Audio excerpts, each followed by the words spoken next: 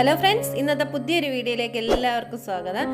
അപ്പം നിങ്ങളെല്ലാവരും സബ്സ്ക്രൈബ് ചെയ്യുക, തൊട്ടടുത്ത് കാണുന്ന ബെല്ലൈക്കൺ ക്ലിക്ക് ചെയ്യുക, വീഡിയോസൊക്കെ ഫുള്ളായിട്ട് കാണുക. സിമ്പിളായിട്ട് തയ്യാറാക്കാൻ പറ്റുന്ന ഒരു കേക്കാണ് ഇന്ന് നമ്മൾ തയ്യാറാക്കുന്നത്.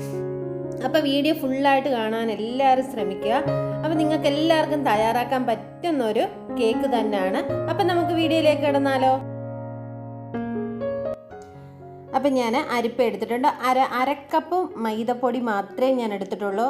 സ്പൂണിൽ അളന്നാൽ ഒരു 6 സ്പൂൺ മൈദപ്പൊടി.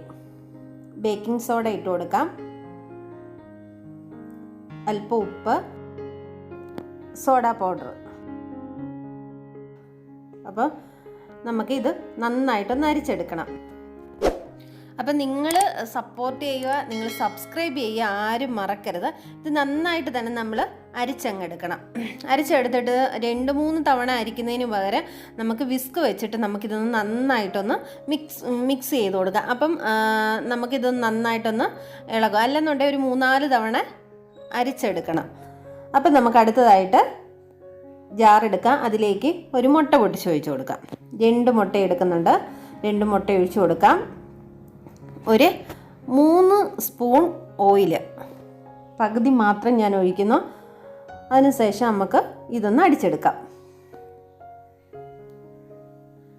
അങ്ങനെ നന്നായിട്ട് അടിച്ചെടുത്ത് വന്നിട്ടുണ്ട്. അത് നമുക്കൊരു ബൗളിലേക്ക് ഒഴിച്ചു കൊടുക്കാം.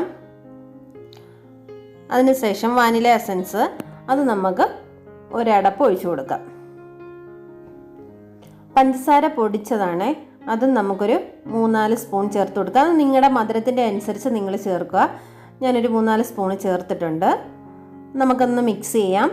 അതിനുശേഷം നമ്മുടെ അരിച്ച് വെച്ചേക്കുന്ന പൊടികൾ കുറേശ്ശെ ഇട്ട് കൊടുത്ത് നമുക്കൊന്ന് ഇളക്കിയെടുക്കാം.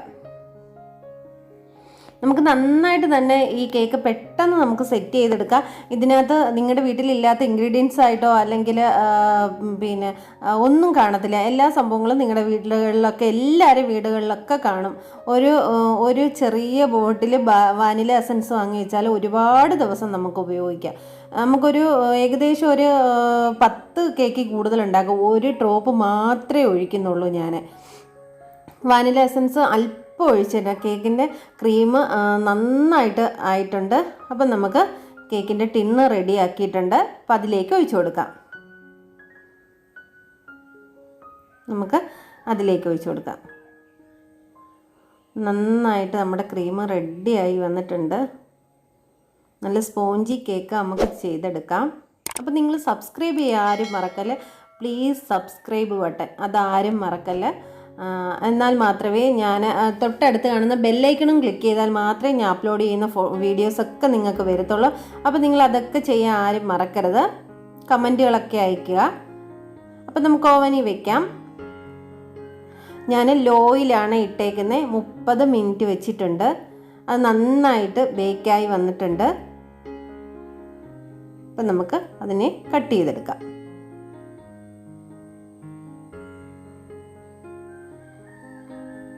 നമ്മുടെ സെൻറ്ററിലൂടെ കട്ട് ചെയ്തെടുത്തിട്ടുണ്ട്. അതിലേക്ക് നമുക്ക് പഞ്ചസാര ലായനി ഒഴിച്ചു കൊടുക്കാം.